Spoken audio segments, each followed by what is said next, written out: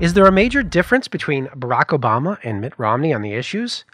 Such a question might win an automatic yes from diehard Democrats and Republicans. But others argue that a serious analysis of the issues facing the nation makes a choice of the lesser of two evils between Democratic incumbent President Barack Obama and Republican challenger Mitt Romney all but a coin toss.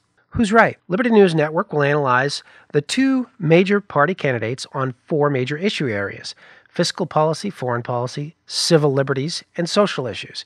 In this second of four installments, we'll analyze how the two candidates' foreign policy proposals compare. Presidents make a major impact on foreign policy issues in contrast to budget issues, especially since presidents began diverging from the constitutional principle that Congress possesses the war power.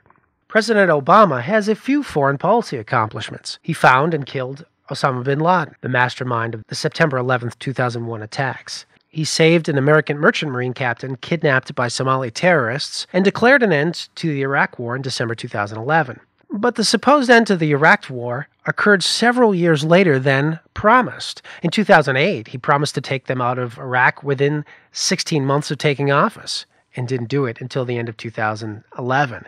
And in reality, the war continues today, with some 5,000 U.S. mercenary troops in armored cars and attack helicopters patrolling the streets of Iraq, commanded by Hillary Clinton's State Department rather than the Defense Department. And the U.S. drone surveillance and strikes continue.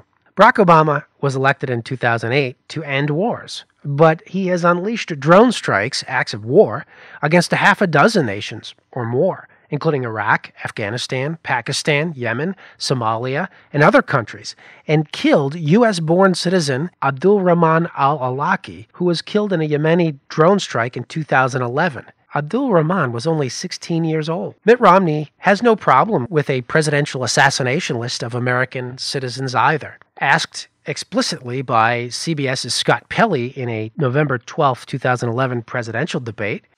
Romney, recently President Obama ordered the death of an American citizen who was suspected of terrorist activity overseas. Is it appropriate for the American president, on the president's say-so alone, to order the death of an American citizen suspected of terrorism? Mitt Romney responded, "Absolutely. In this case, this is an individual who had aligned himself with a group that had declared war on the United States of America.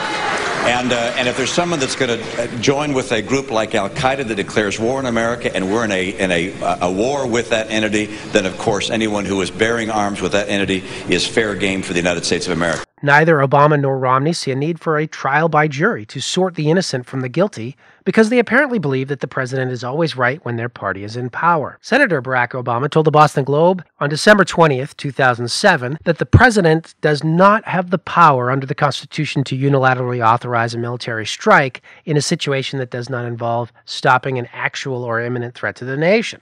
President Obama, however, has done the opposite. He engaged in a war against Libya without congressional consent. Mitt Romney is no better on restoring to Congress its rightful power to limit war, and claims he can start a war against Iran without consulting Congress. Romney told CBS's Face the Nation on June 17th of this year, I don't believe at this stage, therefore, if I'm president, that we need to have a war powers approval or a special authorization for military force. The president has that capacity now.